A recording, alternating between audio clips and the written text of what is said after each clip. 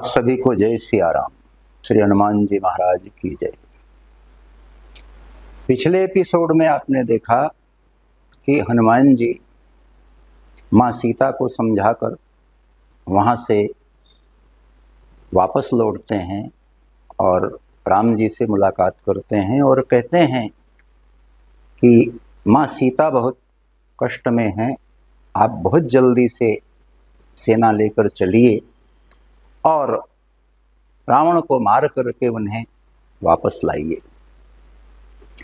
इस एपिसोड में आप देखेंगे कि हनुमान जी की और श्री राम जी की वार्ता होती है, हालचाल पूछते हैं कि भाई तुम कैसे गए और कैसे तुमने वहाँ लंका जलाई। तो हनुमान जी कहते हैं कि मैं कुछ भी नहीं हूँ, सब आपका प्रताप है। फिर सेना संगठित की जाती है और राम जी के साथ में बंदर, भालू, जो भी पशु पक्षी थे वो सब सहयोग के लिए तैयार होते हैं, बड़े जोर से चिघाड़ते हैं और समुद्र की तरफ प्रस्थान करते हैं। जय सिया राम। बोलिए श्री हनुमान जी महाराज की जय। अब हनुमान जी ये कह रहे हैं कि हे महाराज, इतनी विपत्ति है कि बिना कहे ही ठीक है। बहुत कुछ क्या कहूं, आप खुद समझदार हैं।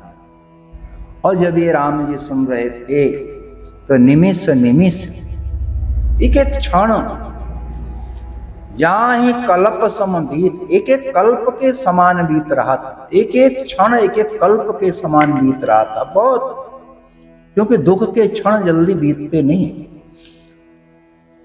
और हनुमान जी ने कहा कि हे महाराज, तुरंत चलिए और अपनी भुजाओं के बल से उस दुष्ट को जीत करके सीता को ले आइए। और सीता का इतना दुख सुन करके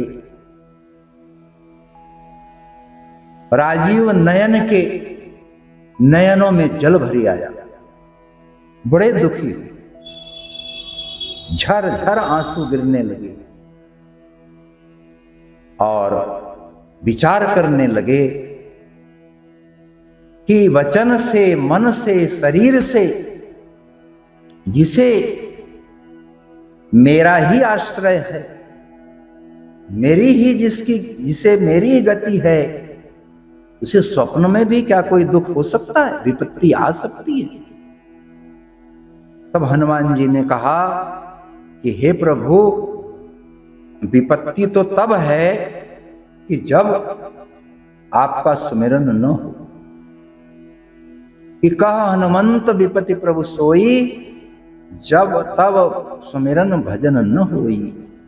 और केतिक बात प्रभु जात धान की, रिपु जीत आनगी जान। तो जानकी जी तो आपका स्मरण कर रही हैं।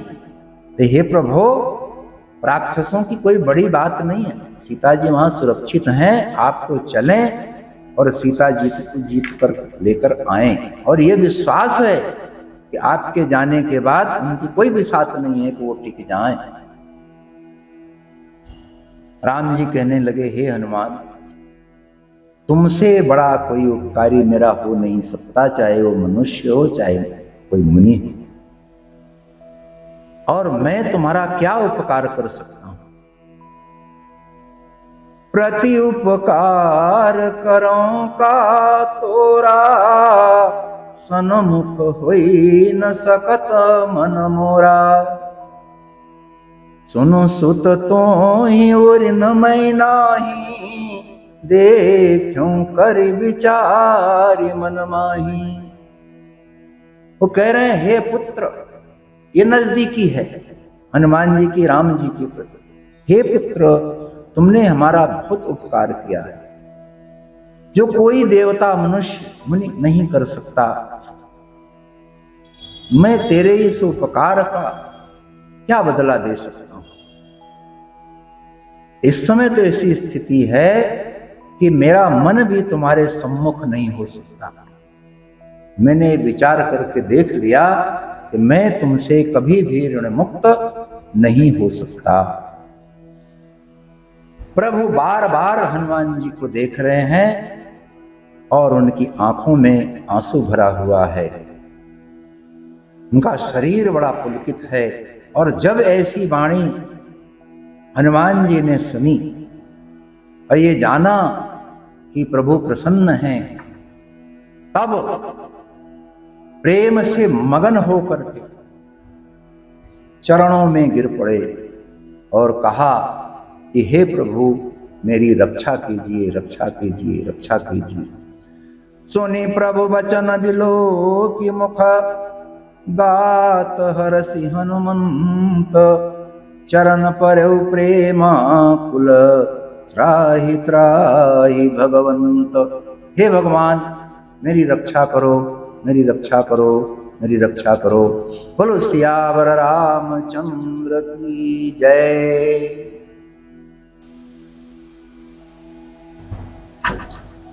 श्री हनुमान जी महाराज की जय।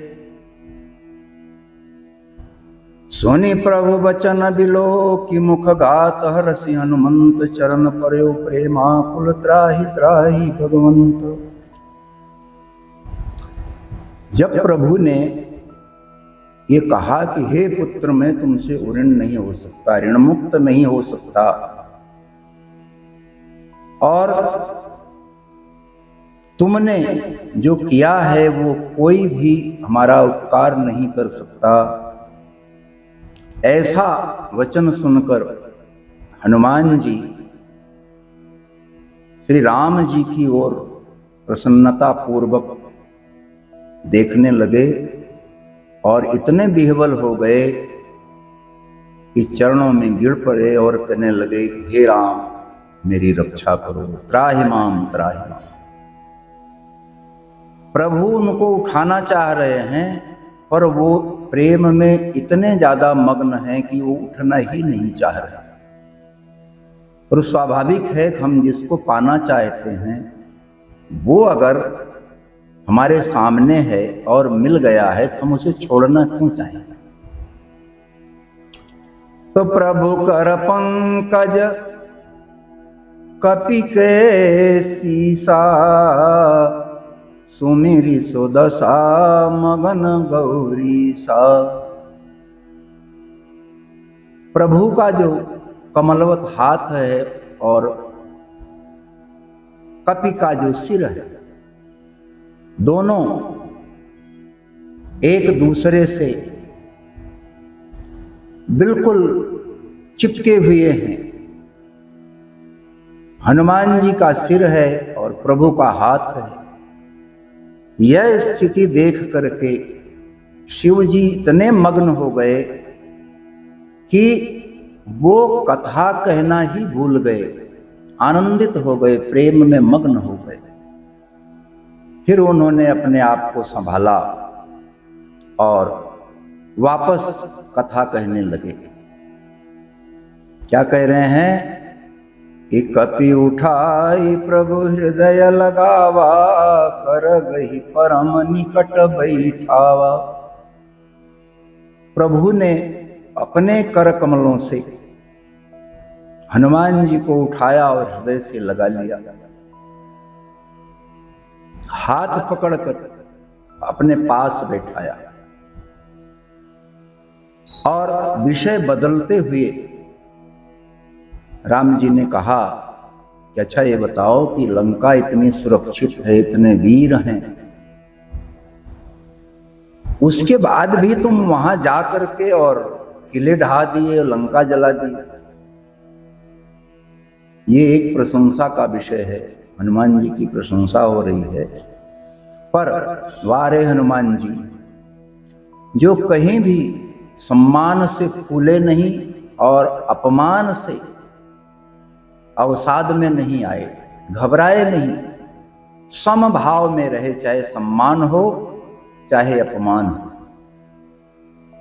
हनुमान जी ने देखा कि प्रभु प्रसन्न है तो सीधे सीधे उन्होंने अपनी बात कह दी और विनम्रता पूर्वक क्या कहा कि शाखा मृग कै बड़ी मनुसाई, शाखा ते शाखा पर जाई।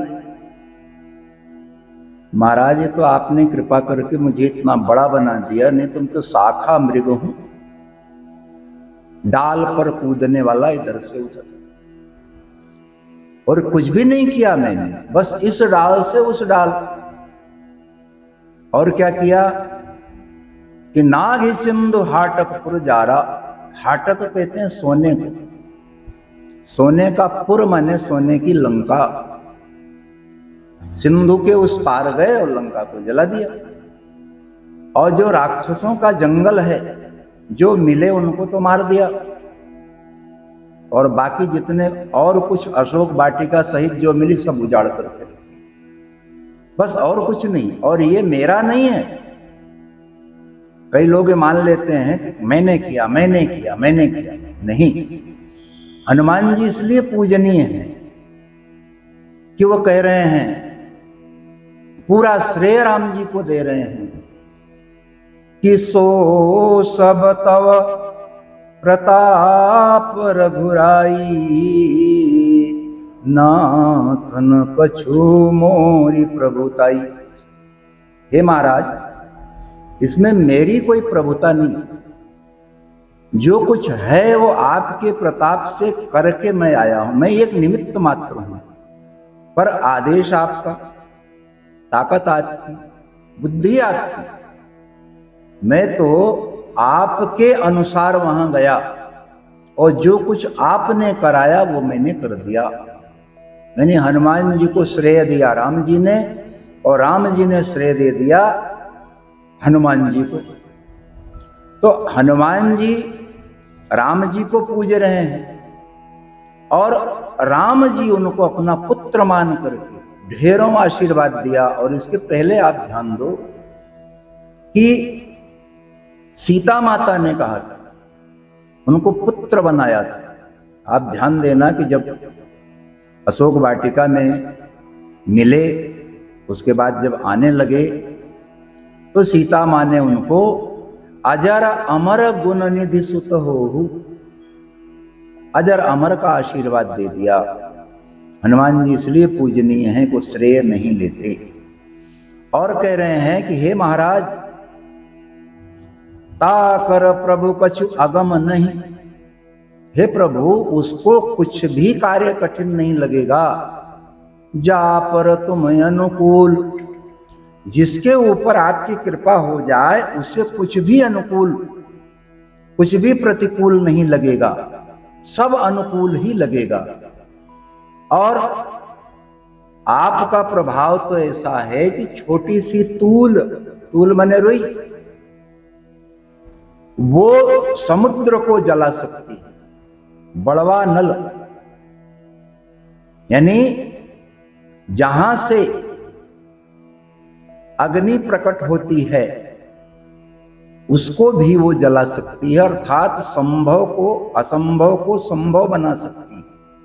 कहां रुई जलाती है आग को, और यहां ये कह रहे हैं कि रुई आग को जला सकती है। तो नाथ भगति अति सुखदायिनी, आपकी जो भक्ति है वो बहुत ही सुख देने वाली, इससे अधिक कोई सुख है ही नहीं, इससे ज्यादा सुख है ही नहीं। और आपसे मैं निवेदन करता हूं कि वो अपनी सुखदायिनी भक्ति कृपा करके मुझे दे दीजिए।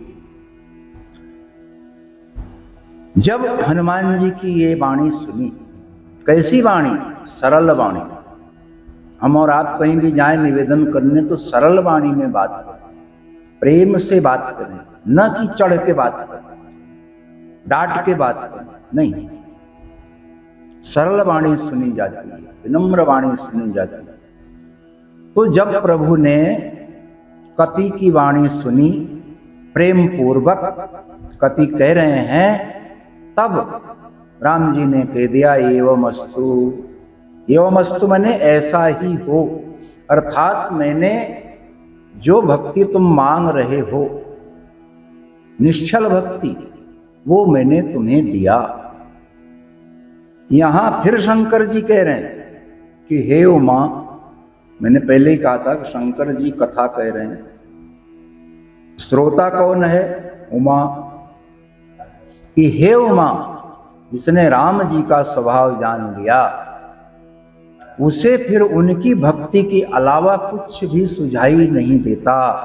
बोलो सियावर रामचंद्र की जय। और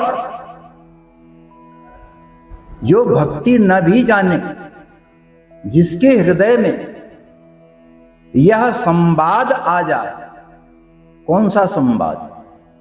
स्वामी और सेवक का, राम जी का और हनुमान जी का संवाद उसको याद कर ले, तो वो श्री रघुनाथ जी के चरणों की भक्ति पा जाता है। तो सुनो प्रभु वचन कहीं कपि वृंदा, जय जय जय कृपाल सुख कंदा। उधर प्रभु ने एवं वस्तु कहा, अर्थात जो तुम भक्ति मांग रहे हो वो तुम्हें मिल गई, ऐसा ही हो।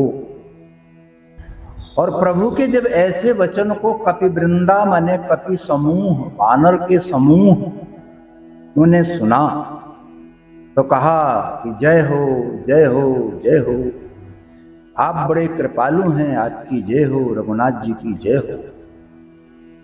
इसके बाद राम जी ने कपिपति ही बुलावा। कपिपति कौन? सुग्रीव। सुग्रीव को राम जी ने बुला भेजा। सुग्रीव आए, उनसे कहा कि भाई संदेश मिल गया है, सीता अशोक वाटिका में हैं, सुरक्षित हैं, तो अब लंका चलने की तैयारी कीजिए। तो अब विलंब के ही कारण कीजय, तुरत कपि न कहूँ आय सुदीजय। हे सुग्रीव, अब विलंब मत करो, तुरंत अपनी सेना को, बंदरों को, भालुओं को, रीछों को आदेशित करो। और जब ये चर्चा हो रही थी कि राम जी तैयारी कर रहे हैं चढ़ाई करने की लंका पर, तब कौतुक देखी सुमन बहु बरसी, नभते भवन चले सुरहर्षि। उधर आकाश में देवता बड़े प्रसन्न हो। क्यों? चढ़ाई लंका पर राम जी कर रहे हैं, देवता क्यों प्रसन्न हुए? क्योंकि देवता भी त्रस्त थे। किससे? रावण से। उनको ये प्रसन्नता हुई कि राम जी आ गए हैं और इस दुष्ट राक्षस को मारकर हम सबको मुक्त कर देंगे। तो बताते हैं ना, सारे देवता उसके यहाँ उसकी आज्ञा का पालन करते। शनि को तो पैरों के नीचे दबा के बैठा था, इतना प्रतापी। इतना प्रतापी होने का अर्थ ही यही है कि फिर वो किसी की क्यों सुनेगा। लिखा है, प्रभुता पाई का हमद नहीं। जरा सा पद पदवी मिल जाने के बाद आदमी में इतना अहंकार आ जाता है। तो रावण तो त्रिलोक विजेता था, उसे तो अहंकार आना स्वाभाविक था। तो देवता खुश हो गए कि राम जी आ गए हैं, अब रावण का वध हो जाएगा। और इधर सुग्रीव ने बंदरों को बुलाया और कहा कि हम सबको मिल करके लंका चलने का उपाय करना है। आ गए बंदर भालू झुंड के झुंड, और आते से सबसे पहले क्या किया कि प्रभु पद पंकज नाम ही सीसा। क्या कर रहे हैं? सब आकर प्रभु के चरणों में प्रणाम कर रहे हैं। और गरजहि भालु महाबल ईसा, बड़ी जोर से गर्जना कर रहे हैं। अब एक तरफ तो पैर पड़ रहे हैं, दूसरी तरफ गर्जना कर रहे हैं। तो गर्जना इसलिए कर रहे हैं कि हे राम जी, हम आपके साथ पूरी मजबूती से खड़े हैं, आप बिल्कुल चिंता न करें। और राम जी ने भी जब कपि सेना को देखा तो वो खुद भी बड़े प्रसन्न हुए और कृपा पूर्वक संपूर्ण सेना पर दृष्टि डाली और संतुष्ट हुई कि हां, सेना मजबूत है। जैसे आपको ध्यान हो कि सीता माता ने पूछा था कि सब बंदर ऐसे ही हैं, तब हनुमान जी ने अपना विशालकाय शरीर प्रकट किया था। क्यों? कि ताकि माता को विश्वास हो। वैसे ही ये बंदर भालू जब आए, राम जी को प्रणाम किया और बड़े जोर से चिल्लाए ताकि राम जी को ये भरोसा हो जाए कि हमारी सेना मजबूत है। और राम की कृपा पा करके वो जो कपि थे वो चल नहीं रहे या दौड़ नहीं रहे। यहां बाबा तुलसीदास लिख रहे हैं कि जैसे उड़ रहे, जैसे पर्वतों के पंख लग गए हों, इस प्रकार से वो कपि, भालू, रीछ वहां से प्रस्थान कर गए। और जैसे प्रस्थान कर रहे हैं तो अनेक शुभ शकुन होना शुरू हो गए कि जासु सकल मंगलमय कीर्ति, तासु पयान सगुन यह नीति, प्रभु पयान जाना वैदेही, फरकि बाम यम जनु कही देही। इधर राम जी पयान कर रहे हैं लंका जाने के लिए, सीता को छुड़ाने के लिए। अनेक प्रकार के शकुन हो रहे हैं और नीति की बात है कि अगर आप अच्छा काम करने जा रहे हैं तो शकुन अच्छे होंगे ही। आपका भाव अच्छा हो, काम अच्छा होगा ही। जैसे हनुमान जी जब जा रहे थे पता करने के लिए सीता मैया का, तब उन्होंने कहा कि होए हैं काज मई हरस विशेष, काम होगा। क्यों? कि मैं करने जा रहा हूं तो मुझे विशेष प्रसन्नता होगी। तात्पर्य यह है कि अगर आप प्रसन्न मन से काम कर रहे हैं, काम करने जा रहे हैं, तो परिणाम तय मानिए कि अच्छा ही होगा। यहां भी अच्छे अच्छे शकुन होने लगे और सीता के वाम अंग में फड़कन होने लगी। कहते हैं कि महिलाओं का बायां अंग फड़कना शुभ माना जाता है, पुरुषों का दायां, महिलाओं का बायां। और अगर पुरुषों का बायां अंग फड़का तो अनिष्ट की आशंका मानी जाती है। और उधर जो जो शकुन सीता मैया को हो रहे हैं वही वही असगुन रावण को हो रहे हैं। अर्थात इधर सीता मैया का वाम अंग फड़क रहा है, उधर रावण का भी वाम अंग फड़क रहा है, उसके लिए तो असगुन है। तो जोई जोई सगुन जान की होई, असगुन भयउ राम नहीं सोई। अब इधर से बंदर और भालू चल पड़े और गरजते हुए चल पड़े। असंख्य भालू, असंख्य बंदर, असंख्य रीछ, इनकी गणना नहीं की जा सकती। कुछ लोगों का हथियार क्या है? नख, कि पकड़ लें तो छोड़े नहीं। कुछ ऐसे हैं पेड़ उखाड़ के लिए चले जा रहे हैं, कुछ ऐसे हैं पर्वत माथे पर रखे चले जा रहे हैं। कोई पृथ्वी मार्ग से जा रहा है, कोई आकाश मार्ग से जा रहा है और गर्जना करते हुए जा रहे हैं। ऐसा लग रहा है उनके चलने से जैसे दिशाओं के हाथी, जिनको दिग्गज बोलते हैं, वो बड़े विचलित होकर के चिघाड़ रहे हैं।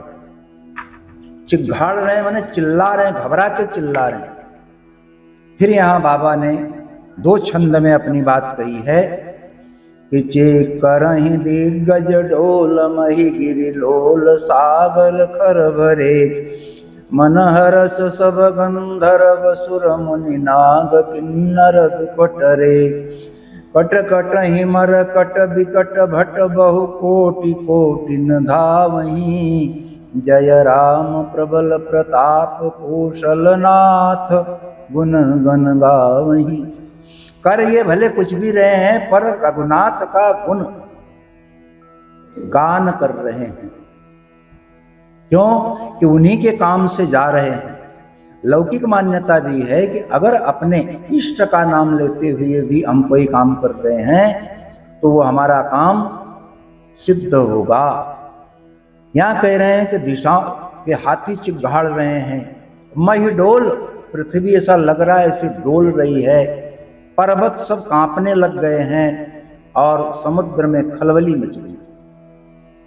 गंधर्व, देवता, मुनि, नाग, किन्नर सब प्रसन्न है। क्यों प्रसन्न है? वही कि अब रावण का अंत होने वाला है, दुष्ट का अंत होना ही तो आनंद है। और इसलिए प्रसन्न है कि उसका अंत हुआ तो हमारे सारे दुख समाप्त हो गए, हम प्रसन्न हो जाएंगे। और करोड़ों बानर, करोड़ों, छोटे मोटे नहीं, करोड़ों बानर कटकटा रहे हैं, यानी लड़ने के लिए तैयार हैं कि जल्दी जल्दी और जल्दी। और इसी बीच में प्रबल प्रताप कौशलनाथ श्री रामचंद्र की जय के नारे भी लगाए जा रहे हैं। आगे बढ़ रहे हैं, आगे बढ़ रहे हैं तो पृथ्वी ऐसी हो रही है। बाबा लिखते हैं कि सही सकन भार उदार यही पति बार बार ही मोहई। अहिपति यानी शेष नाम, उसे मान्यता है कि पृथ्वी को पकड़ रखें। कैसे पकड़ रखें? जो कछुए की पीठ उस पर ऐसे पकड़े हुए हैं पंजे से उसे, और जब पृथ्वी डगमगा रही है तो भी डगमगा रहे हैं, डगमगा रहे हैं तो उनके वो नाखून ऐसा लग रहा है कि जैसे अपने हाथों से वो कच्छपी उस कछुए के पीठ पर कुछ लिख रहे हो। अनुमान किया जा रहा है कि क्या लिख रहे हैं। वही श्री राम जी की यात्रा, जो राम जी प्रस्थान करके जा रहे हैं तो उनकी यात्रा को ऐसा माना जा रहा है जैसे वो लिख रहे हों। और गह दसन पुनि पुनि कमठ पृष्ठ कठोर सो किमि सोहहि। और अपने दांत जो है वो कछुए की कठोर पीठ में गड़ाए हुए हैं कि पकड़ के रखो नहीं तो सब हिल जाएगा, उससे उसकी लकीर बन जा रही है। तो रघुबीर रुचिर प्रयाण प्रस्थित जानि परम सुहावनी। यानी वो रघुबीर के पयान को समझ गए, जब तो पृथ्वी हिल रही है और इतना भार किसके पास, समझ गए वो भी, और वो भी बड़े प्रसन्न हुए। तो कह रहे हैं कि ऐसा लगा वो जो नाखून से यूं निशान बन रहा है तो मानो वो राम जी की पवित्र कथा को उस कछुए की पीठ पर लिख रहे हों, ऐसी कल्पना की गई, अनुमान लगाया गया। यही विधि जाए कृपा निधि उतरे सागर। पहुंच गए सागर के किनारे। तो बंदरों को आपको बताया गया था कि शाखा मृग, तो बंदरों ने उधर फल फूल से युक्त वृक्ष देखे और बस कोई इस डाल पे, कोई उस डाल पे, कोई उस डाल पे,